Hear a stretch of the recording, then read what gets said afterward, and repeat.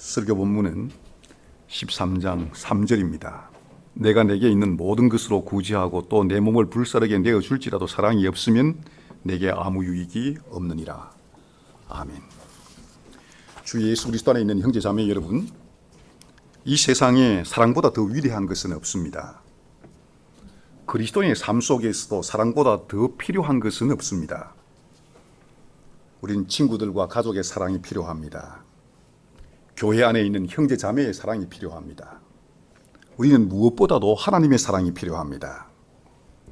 하지만 사랑에 대한 필요성, 우리 모두가 인정하는 바입니다.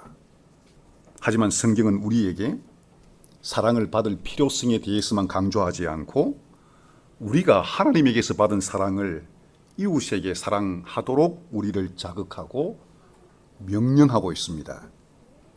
오늘 성경 본문은 성경의 유명한 구절로 알려져 있습니다. 심지어 그리스도인이 아닌 사람들도 이 사랑의 구절을 좋아합니다. 하지만 그들은 사랑의 정확한 의미를 알지 못한 채 단지 말과 문장을 좋아할 따름입니다. 심지어 교회 안에서도 주님께서 계시의 말씀으로 우리에게 주신 이 사랑을 우리가 바르게 이해하지 못하고 있는 경우가 허다합니다. 우리는 특히 개혁교회로서 믿음과 같은 덕목을 대단히 소중하게 여깁니다. 믿음의 대상이 누구이며 믿음의 내용이 삼위 하나님과 그분이 행하신 일에 대한 분명한 지식을 가지고 그 지식으로 사는 것이 얼마나 중요한지를 알기 때문에 우리는 믿음을 강조하며 믿음의 내용이 얼마나 중요한지에 대해서 교회에서 공적으로 사적으로 강조합니다. 물론 소망은 믿음과 결부되어 있기 때문에 믿음을 이야기하면 자연스럽게 소망을 말할 수밖에 없어 소망 역시 믿음만큼이나 우리 입에 회자합니다. 여러분, 우리는 개혁교회로 이 교리의 중요성을 강조하다 보면 진리 없는 사랑, 이 사실만 강조하지 그 뒤에 있는 사랑이 얼마나 중요한지에 대해서는 잊어버릴 때가 있습니다. 하지만 성경은 오늘 이 본문은 믿음보다도 사랑이 더 중요하다고 말하고 있습니다. 아니, 사랑이 진리와 소망을 묻고 강화시키고 또 그 진리와 소망이 있는 모습 그대로 드러내는 본질적인 요인이라고 말하고 있습니다. 사랑은 그리스도인의 혈관에 흐르는 피와 같습니다. 사랑이 없다면 아무것도 아닙니다. 전 오늘 오전에 여러분들에게 3절에 있는 말씀처럼 사랑이 없으면 내가 아무것도 아니라는 제목으로 하나님의 말씀을 설교하고자 합니다. 성령께서 바울을 통해서 사랑이 먼저 방언보다 더 유익하다고 말합니다. 믿음보다 더 강력하다고 말합니다. 심지어 생명보다도 더 가치 있다고 말하고 있습니다. 여러분, 오늘 고린도서 13장은 고린도 전서 전체 문맥 가운데 한 부분이라는 것을 기억해야 합니다. 우리는 문맥을 도외시할 때에 그 본문이 편견이 된다는 것을 잘 알고 있습니다. 이 13장에 있는 이 문맥이 있게 된 것은 바로 앞에 있는 문맥 때문이었습니다. 우리는 고린도전서 3장으로 돌아가 보면 왜 바울이 13장에 이 말씀을 기록하게 되었는지를 알 수 있습니다. 고린도전서 3장에는 사도 바울이 고린도 교회에뿐만 아니라 대부분 서신서에서 사용되는 용어 가운데 아주 과격한 용어를 사용하고 있음을 볼 수 있습니다. 바울이 고린도 교인들을 어떻게 부르고 있습니까? 육신에 속한 자, 곧 그리스도 안에서 어린 아이들이라고 부르고 있습니다. 여러분, 여기에 육신이라는 말은 바울이 로마서나 갈라디아서나 그리고 심지어 에베소에서도 이는 생명을 가리키는 단어입니다. 바울이 육이라는 개념을 쓸 때는 그것은 곧 죽음을 의미합니다. 육신에 속했다는 말은 그들이 영적인 영역에 있음에도 불구하고 실제로 죽은 자와 방불하다는 것입니다. 그들이 그리스도 안에서 자라야 됨에도 불구하고 자라지 않는 아주 희귀 질병을 앓고 있는 사람과 같다고 말하고 있습니다. 여러분, 그들은 교회 안으로 부르심을 받았습니다. 그럼에도 불구하고 교회 안에서 합당하게 처신해야 될 바로 처신하지 못했습니다. 주님께서 그들을 교회 안으로 부르셨음에도 불구하고 그들은 교회 밖에 있는 것처럼 처신했습니다. 그래서 바울은 그들이 육신에 속한 사람이며 희귀 질병을 앓고 있는 사람이라고 규정하고 있습니다. 여러분, 이 표현은 실제적으로 충격적이고 처참합니다. 이 표현은 고린도 교인들에게는 그야말로 잔혹한 표현일 수도 있습니다. 여러분, 고린도 교회는 분명히 하나님에 의해서 복을 받았습니다. 우리가 오늘 12장 마지막 구절을 몇 구절을 읽으면서 고린도 교회 안에 영적인 은사가 얼마나 많은지를 볼 수 있습니다. 그런데 바울은 그들에게 뭐라고 말하고 있습니까? 그들은 육적인 사람이며 그리스도 안에서 희귀 질병을 앓고 있는 어린아이라고 말하고 있습니다. 여러분, 이것이 고린도 교회의 문제였습니다. 그들은 그리스도의 교회 안에 있음에도 불구하고 길을 잃고 있었습니다. 그들은 그리스도 교회 안에 있음에도 불구하고 세상 사람들처럼 처신하고 있었습니다. 그래서 바울이 편지를 썼습니다. 정확하게 말해서 바울이 이 편지를 쓰기 전에 한 통의 편지를 더 보냈습니다. 그 편지를 썼음에도 보냈음에도 불구하고 그들은 바울의 권면을 성령의 권면으로 받아들이지 않고 그들은 여전히 세상 사람인 것처럼 교회 안에 처신하고 있었습니다. 자만했습니다. 서로 시기했습니다. 교회 안에서 여러 그룹으로 나누어서 당파 싸움하고 있었습니다. 나는 바울을 따른다, 나는 아볼로를 따른다, 나는 게바를 따른다라고 주장하면서 다투고 있었습니다. 여러분, 고린도 교회의 제일 큰 쟁점이 무엇인지 아십니까? 아마 우리는 고린도서 15장에서 이 부활의 교리가 고린도 교회의 대단히 큰 문제였다는 것을 간파할 수 있습니다. 하지만 1장부터 14장까지를 보면 실제적으로 고린도 교회에 그렇게 큰 교리 문제로 앓은 것이 아니라는 것을 알 수 있습니다.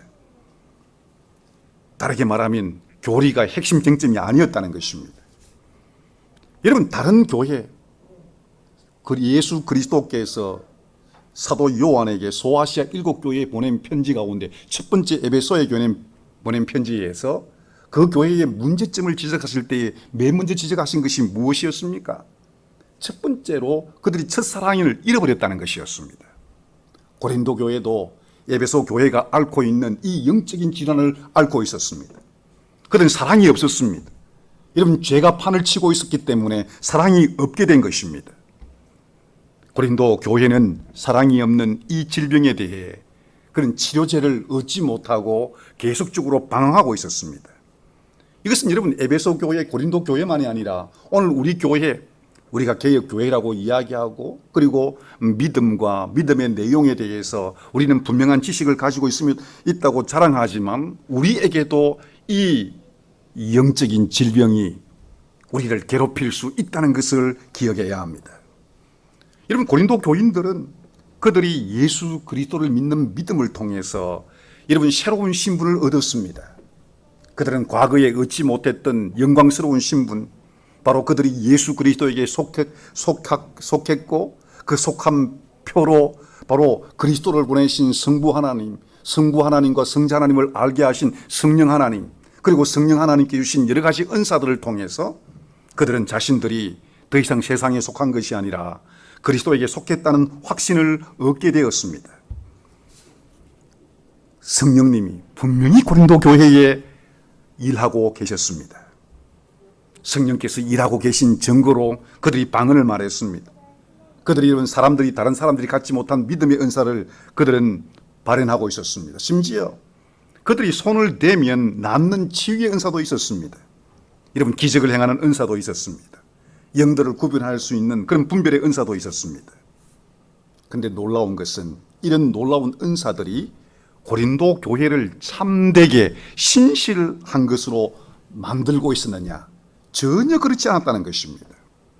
바울은 그들이 이런 은사를 가지고 그 은사가 교회 안에 풍성하게 나타났음에도 불구하고 여러분 육신을 따라 살고 있었다고 말하고 있습니다. 기적적인 은사에도 불구하고 그 기적적인 은사를 행하는 그들의 동기가 부패해 있었습니다. 그리스도의 교회를 세우기 위해 하는 것이 아니라 자기를 드러내기 위해서 은사를 사용하고 있었습니다. 말다툼하고 있었습니다. 자기가 성령께로부터 받은 은사를 다른 사람이 성령에게 주신 그 은사와 비교해서 여러분 자기를 돋보이도록 하는 데에 사용하고 있었습니다. 그래서 바울이 이렇게 말하는 것입니다. 너희는 너희가 누구인지 전혀 모르고 있다. 너희가 그리스도의 교회 안으로 부름을 받았음에도 불구하고 그리스도의 교회가 무엇인지 전혀 모르고 있다. 왜 그리스도께서 너희를 위해 죽으시고 하늘에 올라가시면서 너희 속에 성령을 두셨는데 그 성령을 두신 목적이 무엇인지 너희들이 전혀 모르고 있다고 바울이 그들에게 말하고 있습니다. 여러분과 제가 예수 그리스도에게 속해 있다는 표시는 우리가 여러분 다른 나라의 언어를 유창하게 잘하는 것이 아닙니다. 우리가 손을 대면 기도하면 이런 병자가 벌떡벌떡 일어나는 것이 아닙니다. 오늘 사도 바울이 성령을 통해서 우리에게 하는 말은 우리가 예수 그리스도에게 속해 있다는 가장 구체적인 표징은 방언도 아니고 믿음도 아니고 기적도 아니라 바로 사랑이라고 말하고 있습니다. 왜 이렇게 말할 수 있습니까? 예수님이 이 땅 위에 오셔서 여러분 3년을 사시고 특별히 공생의 3년을 마치시고 이제 이틀 후면 십자가에 달려 죽으셔야 될 그 시점에 하신 말씀 때문입니다.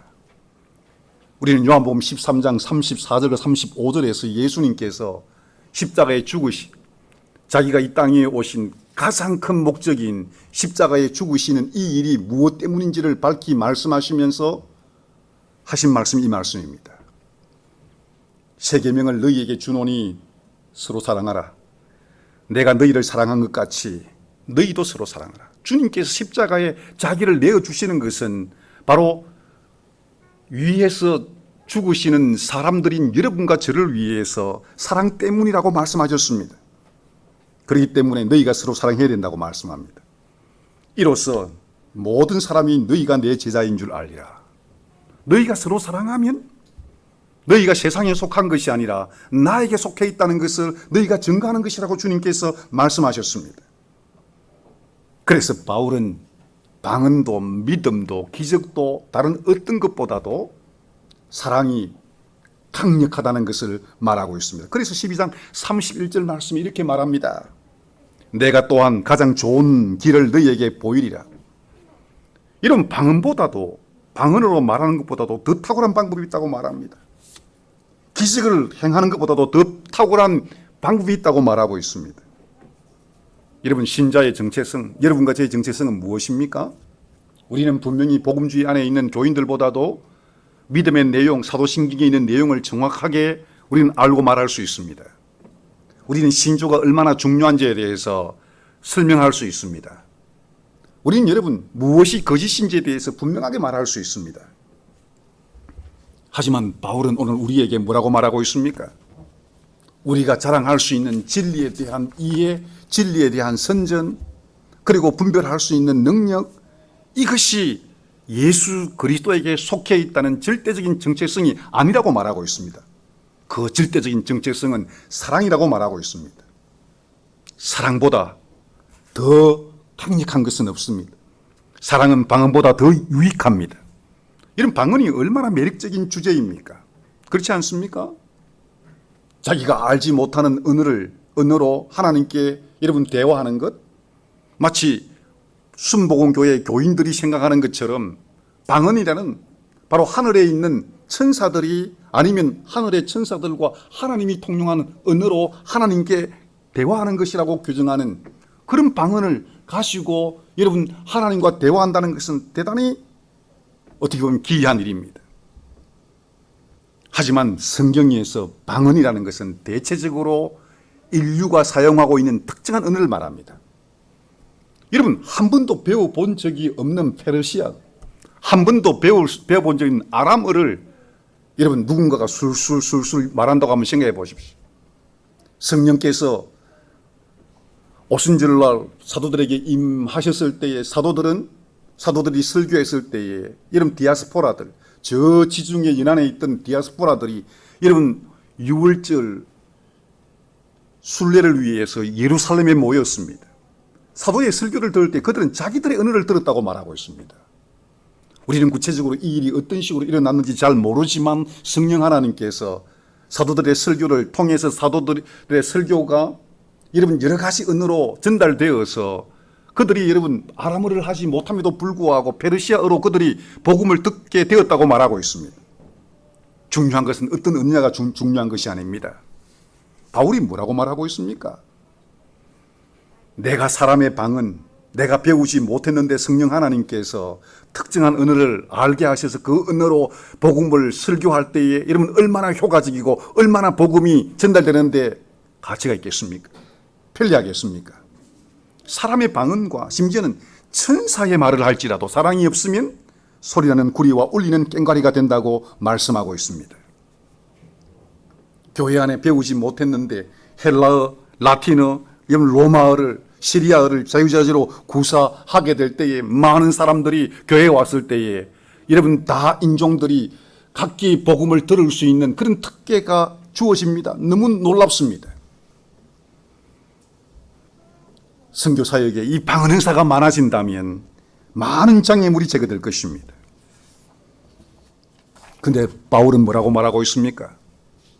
그런 방언을 자유롭게 구사한다 할지라도 사랑이 없으면 울리는 구리와 징에 불과하다고 말하고 있습니다. 여러분 구리와 징 우리나라의 표현이지만은 서양에서는 구리와 징이 아니라 심벌저. 여러분 심벌저 소리를 여러분 들어보셨을 것입니다. 대편성 연주 때에 여러분 그 심벌저 자기 소리 내는 것은 그야말로 극소수입니다. 만일 심벌저만 가지고 계속적으로 연주를 해보십시오. 청중은 다 그 자리를 떠나게 될 것입니다. 바울이 천사의 말을 할 수 있었는지 우리는 알 수 없습니다. 바울은 고린도후서에서 자신이 성령 하나님에 이끌려서 삼청천에 다가온 것을 우리에게 이야기를 하고 있습니다. 분명히 바울은 삼청천에 가서 하나님과 천사들이 대화하는 것을 들었을 것입니다. 천사들이 어떤 음성을 내는지 들었을 것입니다. 그런데 본인이 삼청천에 가서 하나님과 천사들이 하는 대화를 듣고 천사들의 음성을 그대로 따라한다 하더라도 사랑이 없으면 울리는 궁과 구리와 꽹과리에 지나지 않는다고 말하고 있습니다. 여러분 바울은 여러분 여기에서 더 나아갑니다. 사람의 방언도 사랑보다 못하다. 천사의 목소리를 낸다 하더라도 하나님과 천사들이 내는 그 음성, 그 언어를 내가 사용한다고 하더라도 사람들은 신기하게 생각하겠지만 그럼에도 불구하고 사랑이 없다면 그것은 아무것도 아니라고 말하고 있습니다. 바울은 여기에서 예언으로 넘어가고 있습니다. 여러분 예언은 무엇입니까? 예언은 하나님의 뜻을 아는 지식을 말합니다. 하나님께서 감춰 놓으신 뜻을 알리시는 것을 선지자를 통해서 예언이라고 말합니다. 또 하나님께서 계시해 놓으신 바로 이 모세오경에 기록되어 있는 하나님의 온갖 계시된 뜻을 선지자들이 반복해서 설명하고 해석하는 것도 예언이라고 말하고 있습니다. 그런데 여러분 하나님의 은밀한 뜻을 하나님께서 가르쳐 주셔서 그것을 전달하는 것이 얼마나 놀랍습니까?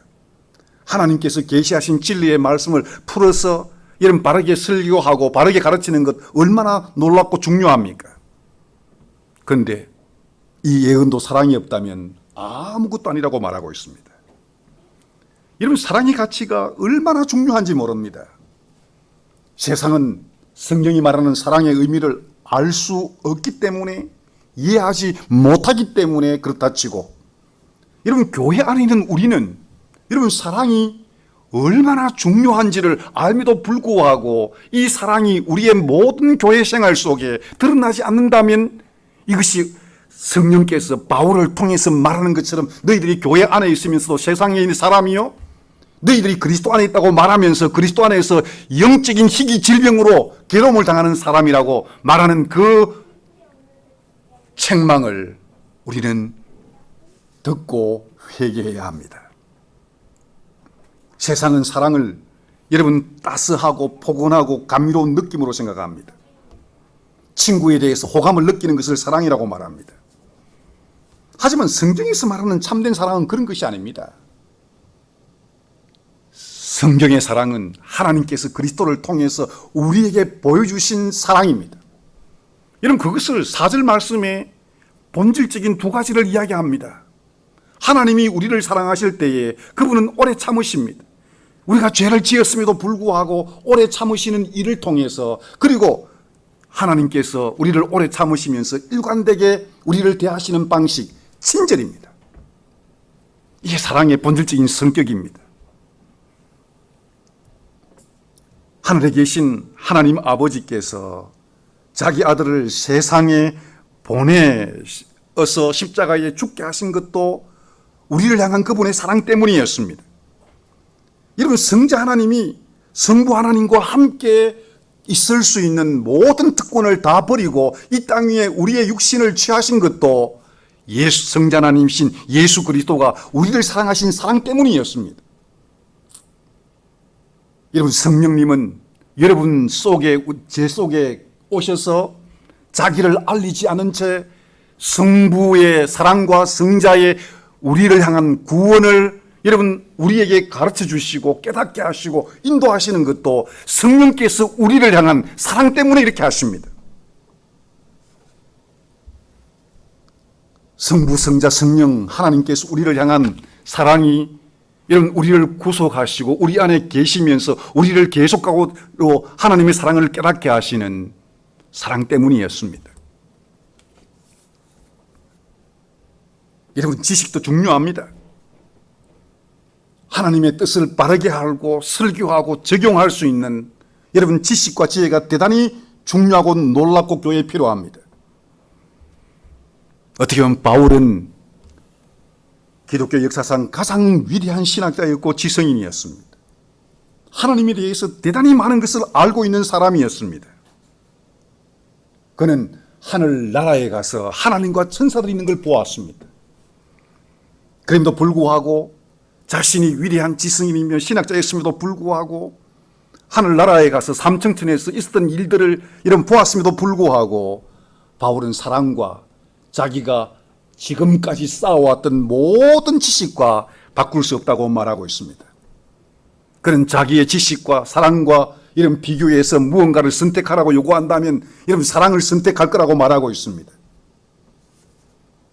이 사실이 바울이 고린도 교인들에게 무엇을 선택해야 될지에 대해서 여러분 주장하는 바입니다.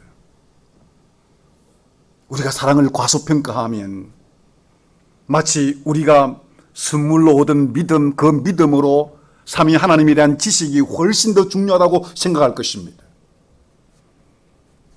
그렇지 않습니까? 내가 여러분 바울처럼 그 많은 지식을 가질 수 있다면 사랑이 뭐가 필요했겠습니까?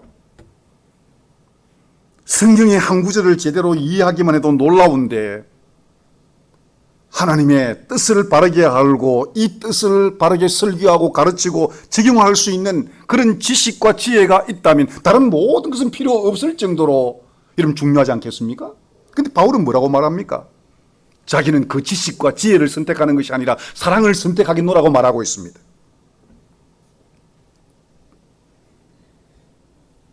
사랑의 선물이 바울이 방금보다도 훨씬 더 교회에 유용하다고 말하고 있습니다. 이런 믿음의 사람이었던 사도 바울은 그리스도인의 삶 속에 믿음의 필요성을 얼마나 강조한 사람인지 여러분 로마서와 에베소서를 보면 단번에 파악할 수 있습니다. 오늘 2절에서도 바울이 그렇게 말하고 있습니다. 내가 산을 옮길 만한 믿음이 있다고 하더라고요. 이런 믿음이 얼마나 중요하냐. 그 믿음 때문에 여러분 산을 옮길 수 있다고 말하고 있습니다. 그런데 놀랍게도 사랑이 없으면 아무것도 아니라고 말하고 있습니다. 믿음의 사람이었던 사도 바울이 사랑이 없다면 자신이 아무것도 아니라는 이 말을 도대체 누가 이걸 이해하고 여러분 설득될 수 있겠습니까? 하지만 우리는 바울의 삶을 들여다보면 이 말의 의미를 분명하게 이해할 수 있습니다. 바울은 지식이 많은 사람이었습니다. 대단히 명철한 사람이었습니다. 그가 개종하기 전에도 말입니다. 바울은 여러분 사랑에 강하지 않았습니다. 우리는 역사적으로 이렇게 판단할 수 있습니다. 바울이 여러분 사랑이 가장 좋은 길이라고 여러분 썼던 그의 이 손으로 예수 그리스도를 믿는 예수 그리스도를 따르는 그분의 제자들을 어떤 식으로 피를 흘려 죽였는지 우리 모두가 잘 알고 있기 때문입니다. 스데반이 돌에 맞아 죽을 때에 여러분 사울은 흐뭇한 모습으로 이 광경을 지켜보았습니다.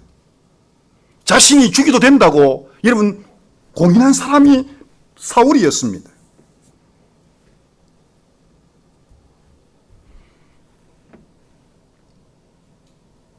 사랑의 힘이 어떻게 믿음의 힘을 능가할 수 있습니까? 죄인인 우리가 살아계신 전능하신 거룩하신 하나님과 연결하게 되는 것은 성령께서 우리에게 일으키신 믿음을 통했습니다. 우리가 죄인에서 의인이 될 수 있는 것은 성령께서 우리에게 참된 믿음을 선물로 주셔서 예수 그리스도에게 접붙여진 일을 통해서 하나님이 우리에게 의롭다고 선언하십니다. 믿음이 본질적입니다. 바울만이 아니라 예수님도 너희 믿음이 겨자 씨만은 하늘만큼만 있어도 이 산을 명하여 저기로 옮기우라 하면 옮겨질 것이요. 예수님도 믿음의 중요성을 강력하게 역사하셨습니다. 불가능한 일을 가능하게 할 수 있는 것이 성령께서 우리에게 일으키신 믿음입니다. 그런데 어떻게 사랑이 믿음보다 더 강할 수 있습니까? 더 구체적으로 사랑이 왜 믿음보다 더 낫고 강하다고 말할 수 있습니까? 여러분 기억합시다. 믿음은 목적을 위한 수단에 지나지 않기 때문입니다. 믿음은 수단입니다. 성령 하나님께서 여러분과 저희에게 말씀을 통해서 참된 믿음을 일으키시는 그것은 목적이 있기 때문입니다. 그래서 바울은 믿음, 소망, 사랑 이 가운데 이 세 가지가 항상 있을 것인데 그 중에 제일이 사랑이라고 한 것입니다. 다르게 말하면 사랑은 영원토록 계속적으로 여러분 있을 것이지만 이 믿음과 소망은 어느 시점에 가면 없어진다는 뜻입니다. 믿음이 제 역할을 다 하고 나면 믿음은 사라지게 되어 있습니다. 지금 믿음이 필요한 것은 무엇입니까? 하나님이 우리에게 약속하신 것을 우리가 볼 수 없기 때문에 믿음이 필요한 것입니다. 하지만 예수 그리스도께서 이 땅에 오실 때에 우리는 우리의 눈으로 하나님이 약속하신 모든 것을 보게 될 것입니다. 그때는 더 이상 믿음이 필요 없게 되는 것입니다. 우리는 그때 하늘의 영광을 보게 될 것입니다. 천사들이 하나님을 찬송하는 찬송의 소리를 듣게 될 것입니다. 믿음의 화신이신 예수 그리스도를 보게 될 것입니다. 성부 하나님이 영이시기 때문에 그때도 우리 눈에 보이지 않겠지만 우리는 사랑의 화신이신 예수 그리스도를 이런 눈으로 보게 될 것이기 때문에 더 이상 그를 보내신 성부 하나님에 대해서 일말의 의심도 하지 않게 될 것입니다. 그렇기 때문에 믿음이 필요 없게 되는 것입니다. 사랑만이 영원하기 때문입니다. 사랑만이 하나님에게 속해 있는 신적인 속성이기 때문입니다. 그래서 여러분 사도 요한은 편지를 보내면서 그렇게 말합니다.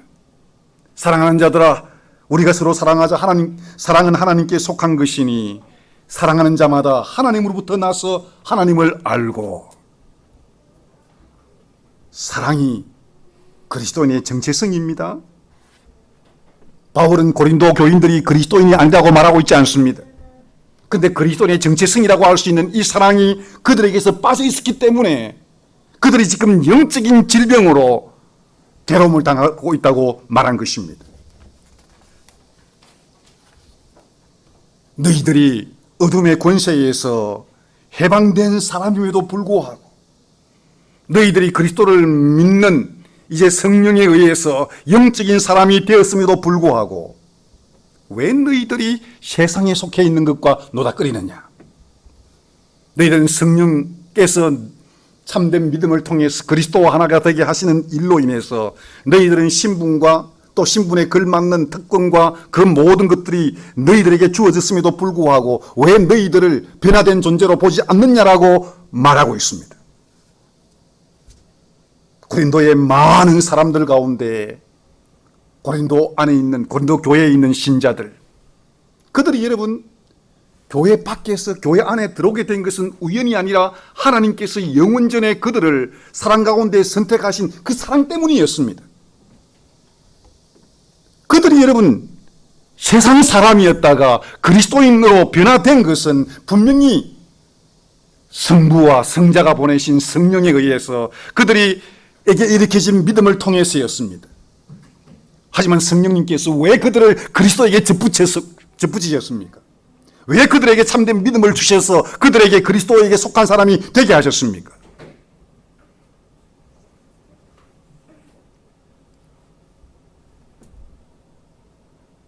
하나님의 품성인 사랑이, 하나님께서 그리스도를 통해서 베푸신 그들을 향한 사랑이, 그 사랑이 그들의 모든 삶의 영역 속에서 드러나도록 하기 위해서였습니다.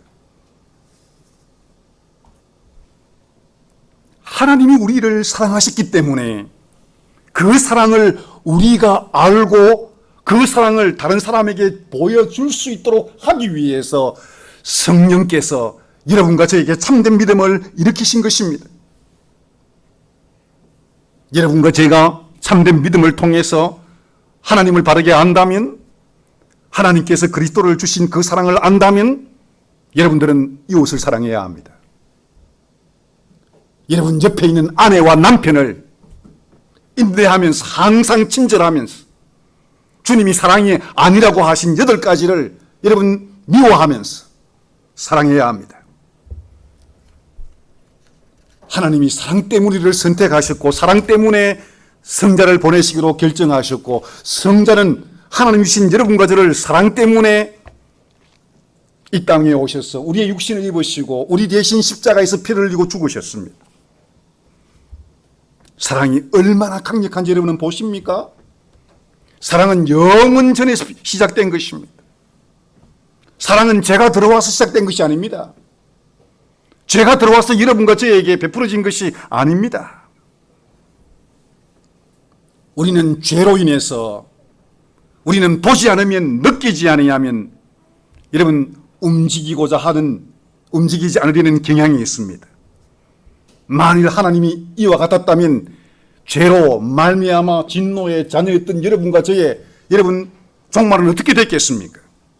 우리 사랑과 동일한 운명에서 이 땅에 살다가 영원한 정죄를 받아야 했을 것입니다. 하지만 하나님의 사랑은 우리의 사랑과 같지 않았기 때문에 오늘 여기에 여러분과 제가 있는 것입니다. 세상의 사랑은 느낌입니다. 감정입니다. 하지만 하나님의 사랑은 액션입니다. 여러분 4절부터 한번 보십시오. 오래 참는다면 명사가 아니라 동사입니다. 항상 친절입니다. 상대방이 나의 친절을 받을 만한 일을 했건 하지 않았건 내가 상대방에게 친절하는 것입니다. 나를 불쾌하게 할 때도, 나를 미워할 때도, 나를 괴롭힐 때도 내가 상대방에게 친절한 것입니다. 왜 그렇습니까?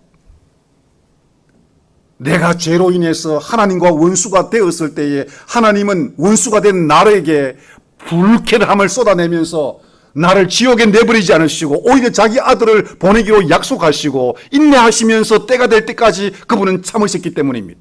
항상 친절하셨기 때문입니다. 세상의 사랑은 일시적입니다. 힘들어지면 이해타산을 맞추어서 여러분 별로 그렇게 이익이 될 것이 없으면 사랑은 그만둡니다.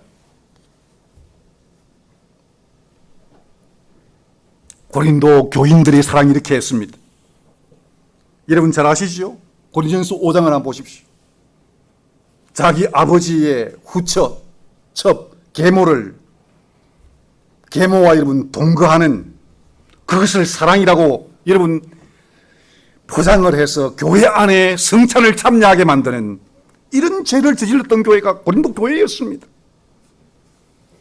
그들은 사랑이 무엇인지를 몰랐습니다. 이성에게 호감을 느끼는 것을 사랑이라고 생각했습니다. 하나님의 계명을 어겨도 상대방이 좋은 것을 이런 묵과해 주는 것이 사랑이라고 생각했습니다. 이런 세상적인 사랑은 아무런 쓸모이 없습니다. 하나님 불쾌하게 만듭니다. 하나님께서 그 사람과 교회에 진노를 내리도록 만듭니다. 사랑은 방언보다도 교회 안에 유용합니다. 사랑은 믿음보다도 훨씬 더 힘이 강합니다. 사랑은 생명보다도 그 가치 있습니다. 바울이 뭐라고 합니까? 3절 말씀에 내가 내게 있는 모든 것으로 구제하고 내 몸을 불사르게 내어줄지라도 내 생명을 여러분 이웃을 위해서 내어줄 수 있다고 말합니다. 그런 일이 진짜 일어날 수 있다고 말하고 있습니다.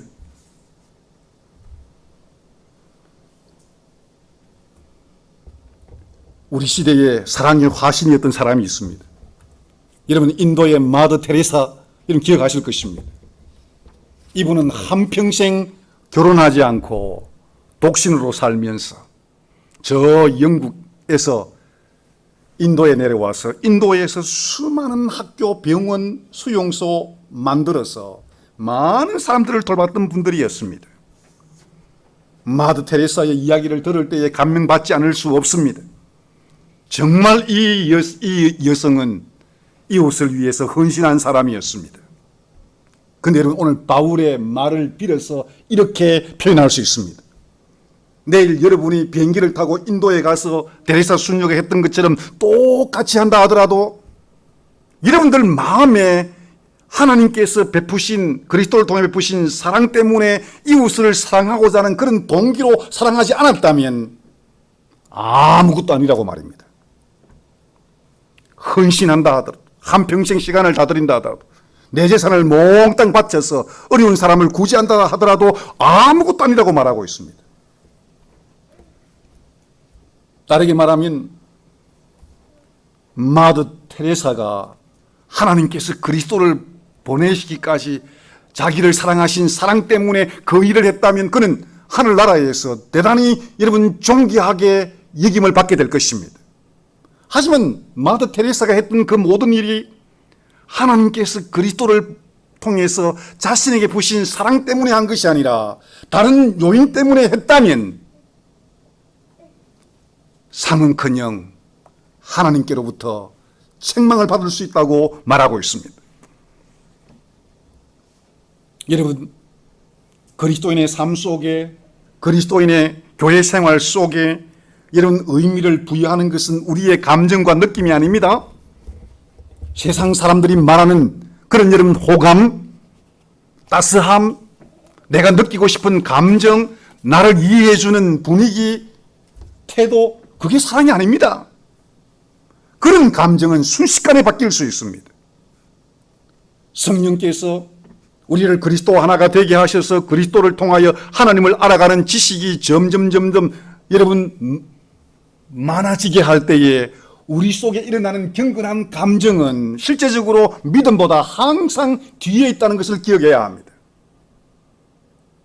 오히려 세속적인 감정, 분위기, 느낌은 우리 믿음 앞에 항상 옵니다. 그래서 여러분 감정을 의지해서는 안 됩니다. 내 기분이 어떤지에 대해서 중요하게 생각해서는 안 됩니다.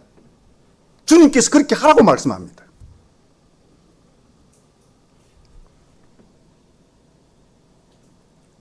사랑은 느낌, 감정이 아니라 오래 참고 여러분 온유하며 친절함이라는 뜻입니다.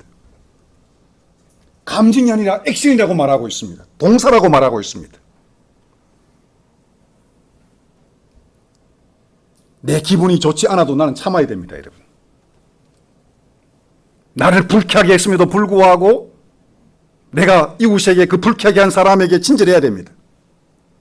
내 감정은 여러분 여전히 요동하고 있습니다. 그럼에도 불구하고 주님께서 네 감정에 충실하지 말고 오래 참으면서 네가 그에게 계속적으로 일관되게 친절하게 해라. 왜냐? 성부 하나님께서 성자를 통해서 너에게 이렇게 오래 참고 친절하셨기 때문이다. 네가 그렇게 한다면 나에게 속해 있고 속한 그것으로 네가 속해 있다는 것을 보여주고 있다고 주님께서 말씀하고 계십니다. 우리가 생각하는 바도 되지 않을 때에 걱정하거나 두려워하지 맙시다.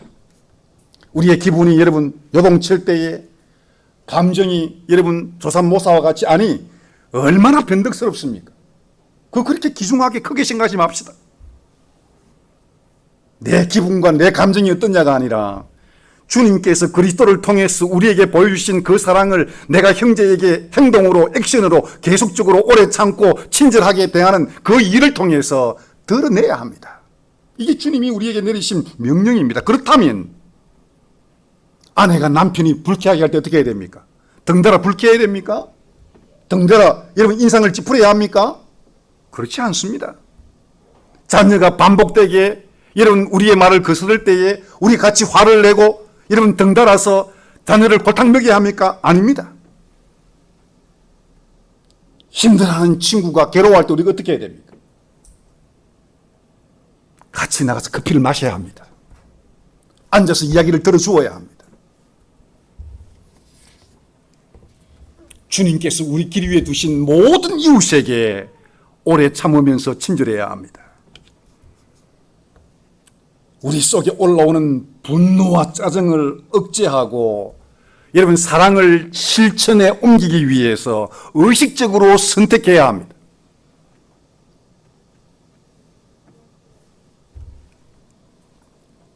내게 있는 모든 것으로 구제하고 내 몸을 불사르게 내어줄지라도 사랑이 없으면 내가 아무것도 없느니라. 가난한 사람을 위해 평생 모은 재산을 다 여러분 나눠줄 수 있습니다. 자동차도 나는 안 타고 다른 사람을 타게 할 수 있습니다. 내가 먹지 못하는 음식을 다른 형제가 먹을 수 있도록 내가 베풀 수 있습니다. 사랑이 없다면 그것도 아무것도 아닙니다.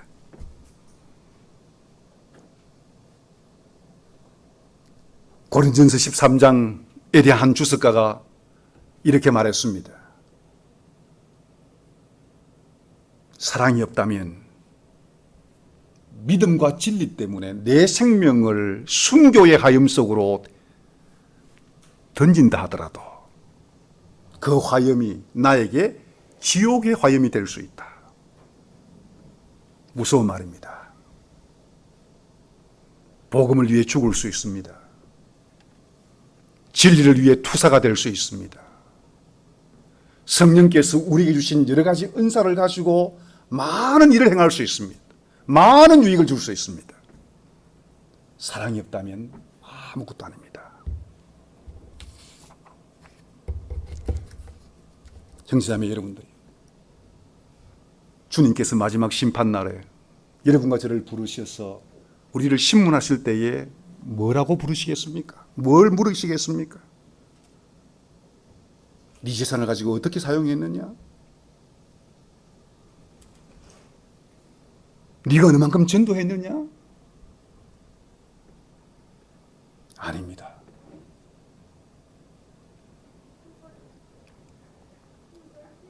여러분 2주일 사문답이 뭔지 아시죠? 하나님의 뜻이, 하나님의 계시된 뜻이 가장 분명하게 요약되어 있는 데가 십계명입니다. 여러분들은 매주 십계명을 듣습니다. 근데 이 10가지 계명을 우리 사문답에 마태복음 22장을 통해서 어떻게 요약하고 있습니까? 하나님에 대한 사랑과 이웃의 사랑으로 요약하고 있습니다. 주님께서 우리에게 네가 무엇을 행했느냐라고 물으실 때 한마디로 말하면 내가 내 아들을 통해서 너를 사랑한 그 사랑으로 네가 내 뜻을 순종하기 위해서 순종의 작은 시작을 매일 했었느냐, 그걸 물으실 것입니다.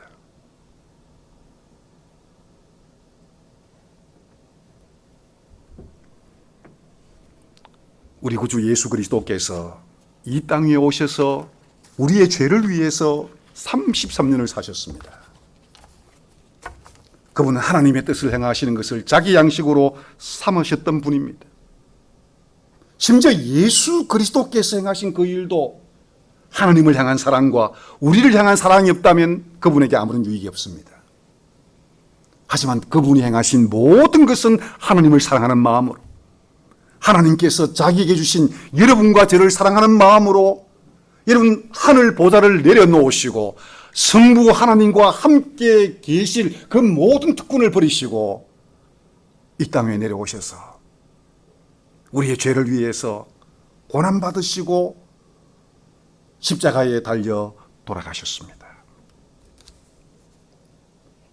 예수 그리스도가 이 땅 위에서 하지 않으신 것이 있다면 사랑이 아닌 것이었습니다. 그분은 사랑을 위해서 이 땅 위에 오셨고 사랑을 위해서 이 땅 위에 사셨고 이제 그의 성령을 우리 속에 두시어 그가 이 땅 위에 오시도록 했고 이 땅에 오셔서 행하신 모든 일의 동기가 되었던 그 사랑으로 우리가 살기를 원하십니다.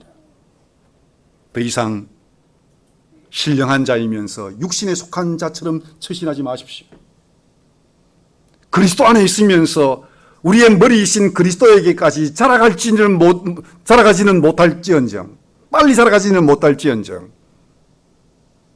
어린 아이라는 영적인 희귀 질병에 걸려서 고통당하지 마십시오. 여러분이 성부와 성자로 성령으로부터 받은 사랑, 여러분 옆에 있는 남편과 아내와 자녀와 교회 안에 있는 형제에게 드러내십시오. 이것이 6일 동안 여러분의 삶이 되기를 빕니다. 아멘.